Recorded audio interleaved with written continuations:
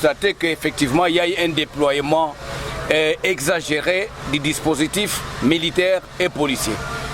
Qu'à cela ne tienne, nous avions réussi à aller à la MONUSCO, nous avions lu notre mémo, nous sommes allés à l'Assemblée provinciale, nous avions réussi à lire notre mémo et dans notre mémo, nous sommes entrés de dénoncer le fait qu'il y a eu désignation de façon cavalière de M. Ronsard Malonda comme président de la CENI. Et vous savez les conséquences. Si celui-là devenait président de la CENI, ça va être la catastrophe et ça va être encore la nomination des députés au lieu que ce soit la volonté de la population. Nous sommes en train encore de dénoncer du fait que il y a, moi comme député national, il y a mes collègues Mina Kwesakata qui ont initié des lois.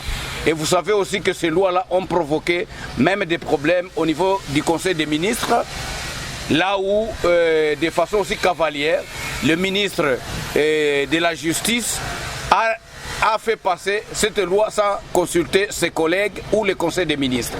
Et tout ça, nous sommes en train de dénoncer. Nous voulons que la population se mette debout, qu'on puisse enfreindre ces actions-là malveillantes et qu'on arrive aux élections de 2023 avec les gens que la population aime, entre autres, comme pour nous, de la Mouka, que ce soit des leaders comme Moïse Katumbi qui soit là, comme de Jean-Pierre Bemba qui soit là, comme de Adolphe Mouzito qui soit là, comme de Martin Fayoulou qui soit là. Voilà un peu les gens qui sont acceptés par la population et nous voulons que ce soit ces gens-là qui puissent nous représenter. Et les députés qui aspirent de la confiance de la population. Voilà un peu, donc notre marche a réussi parce que vous aviez vu, si vous aviez eu le temps de filmer, qu'il y a eu un déploiement excessif et même les militaires et les policiers aujourd'hui, ils n'ont pas eu à faire autre chose. Dieu merci, ils ont eu du travail. Ouais. Mais honorable, à qui est-ce que vous vous adressez exactement? Parce que l'Assemblée n'a eu que le devoir d'entériner et la tâche revenait aux confessions religieuses qui ont désigné Ronsard Malonda. Je vous ai dit que c'était une désignation cavalière. Si vous regardez très bien, dans notre pays, il y a deux grandes confessions religieuses qui ont des chrétiens, et nombreux chrétiens. C'est catholique et SCC. Vous aviez suivi, comme, à moins que vous puissiez vivre en dehors de la contrée ici. Mais sinon, l'Église catholique reproche et l'SCC reproche que c'était de façon cavalière. Ronsard Malonda a travaillé depuis 2006 jusqu'à aujourd'hui à la CENI. Vous allez dire qu'il est confession religieuse, il est membre de la confession religieuse. Non, c'était un expert de la CENI et l'expert pour les résultats chaotiques que nous sommes en train de déplorer aujourd'hui.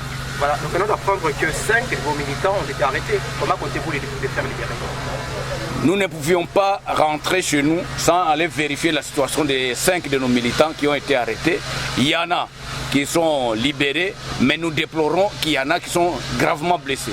Il y en a encore qui sont gravement blessés et qui sont aujourd'hui internés à l'hôpital. Honorable Manda, à la place de Malonda, qui est-ce que vous proposerez? Je ne suis pas membre, je ne suis pas leader des confessions religieuses pour que je propose. Si c'était dans le cadre de nos partis politiques, j'allais vous dire que j'allais demander à notre hiérarchie et on allait vous donner un nom déjà compétent.